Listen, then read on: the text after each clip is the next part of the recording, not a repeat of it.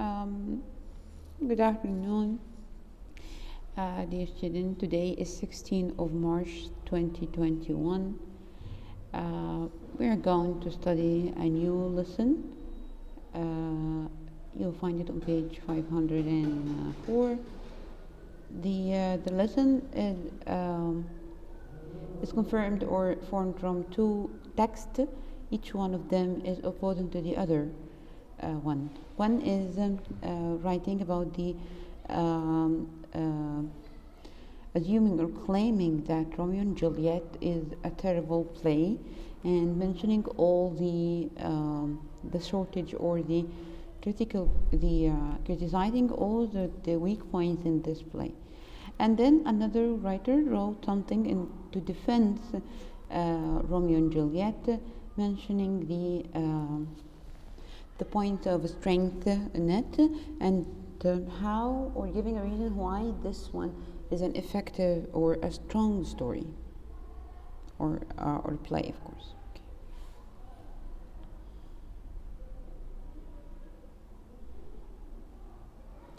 Okay, first let's read together the summary of this of the two texts. The first one, he's speaking first is about those two selection.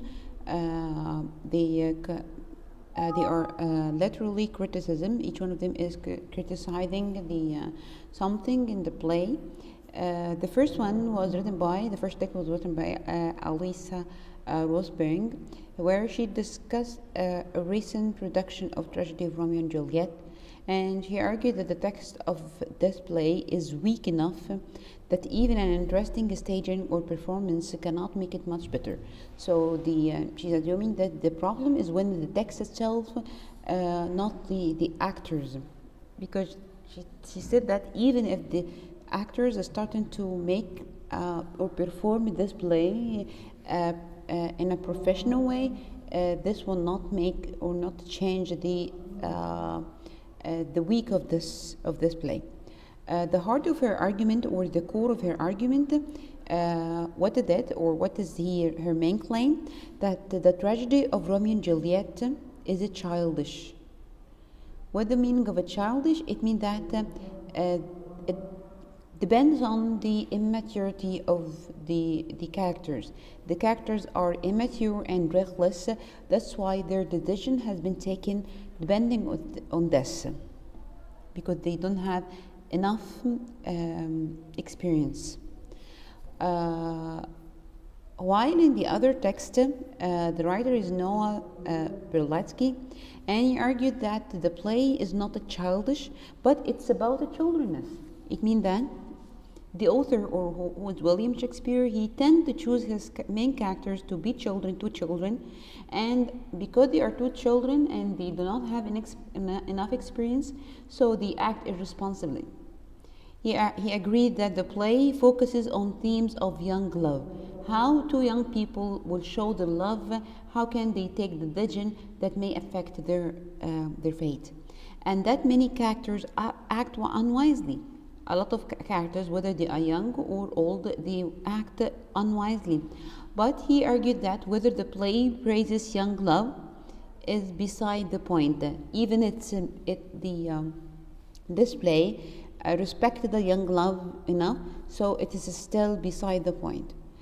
Rather, contrast between youth and age and the beauty of Shakespeare's language are the point. Also adding to this, the contrast that you will find between youth represented by young people who are Romeo and Juliet, and the age represented by their family who refuse this kind of relation. Also the Shakespeare's language, unique language also, it affects the successful of this novel. Okay, we still have the same question, the essential question: do we determine our own destinies? Do we choose our own destinies? Do we plan or decide our own destiny or fate? Okay. Let's connect those two texts to the essential question. According to Rosberg, the first writer for the first text, the way Romeo and Juliet act is not the way adults act. they could have been more careful and avoided the misunderstanding that led to their death. So those two young people, they because they are still young, they are irresponsible. So of course, all their decisions have been taken regarding their age. They are too young, so the decision that they have taken they were irresponsible decision built on misunderstandings because they were not careful enough. So all this led to their death. This suggests that they should have been able to avoid their destiny if they were responsible enough, if they could have been more careful. This may lead to avoid this tragic end or destiny. Berlatsky argued that many of the characters are similarly reckless, not only those characters, and the people in real life act much the same way. Okay.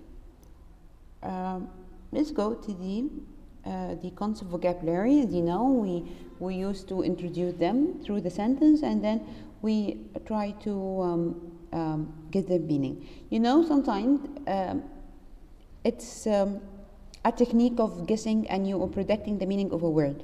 Whether when you read the sentence and you find a difficult or a new word, you may have another thing or another clue within the context that can lead you to the meaning of this new word. Whether by mentioning the more explanation for the same word later on, or by mentioning the synonym for this word which you're supposed to know, or maybe the antonym, the opposite. Okay, the first word is intrigued. Intrigued. Lee was so intrigued by the book that he missed in her bus. The second example, throughout history, people have been intrigued by the question of whether there is intelligent life elsewhere in the universe. The third one, the mystery story intrigued me so that I read it in one sitting. Now, what do you think? What part of a speech is intrigued? Lee was so intrigued by the book. So intrigued here is describing Lee, and as a describing Lee, so it's an adjective. Okay. Throughout history, people have been intrigued by the question. There was a question they were intrigued with. What is it? Whether is there an intelligent life elsewhere in the universe than the Earth or not? The third example, I'm reading a story and I was intrigued by this story, so I read it all in one setting. So what the meaning of intrigued do you think? Yeah, that's right. Intrigued as an adjective, it means curious.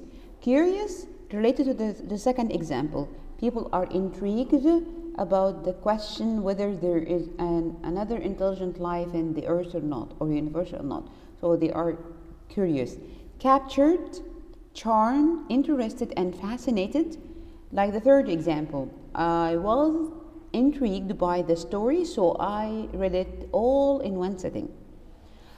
The antonym, of course, will be uninterested. Uninterested. The second word, credulity. Credulity. Credulity. The notion that voters would re-elect the corrupt mayor strains any credulity. Now we have a mayor, and you know the mayor is the governor, or like someone who is ruling an area in a state. So a small area in a state. This is the mayor. So the mayor has been elected before, but he seen that he was corrupted one.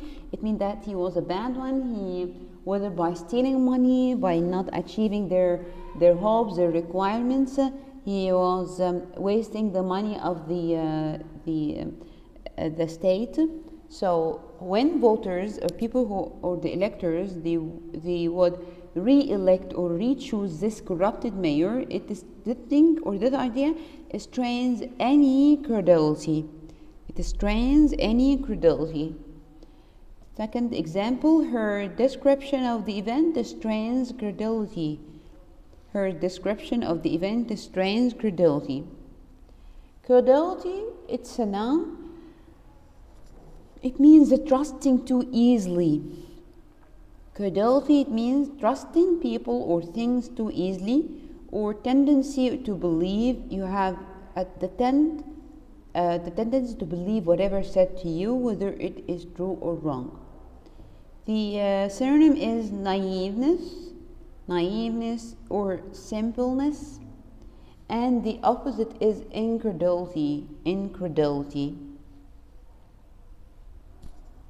The last word, indignation. The first example, the boy didn't hide his indignation at what he felt was unfair treatment by his sister. He didn't hide his indignation. So what is an indignation? Yes, it's a feeling. What do you think? What is the feeling of this boy? He felt was unfair treatment by his sister. So of course, angry maybe? Yes. Okay.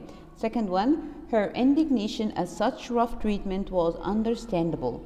So what do you think? What was her reaction? Her indignation at such rough treatment, her indignation. So what was this kind of reaction? Was she happy or not?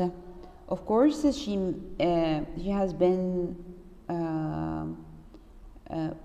dealt with in a rough way. So her indignation that has shown on her face was understandable. The last example, he couldn't control the indignation that swelled in his heart. He couldn't control the indignation swelled in his heart. So first, the word indignation, what part of speech is it? It's a noun. It means displeasure. It means outrage. And resentment, maybe this is a new word. Resentment, it means anger, outrage. So the opposite would be delight, kind of happiness or pleasure. Delight or pleasure.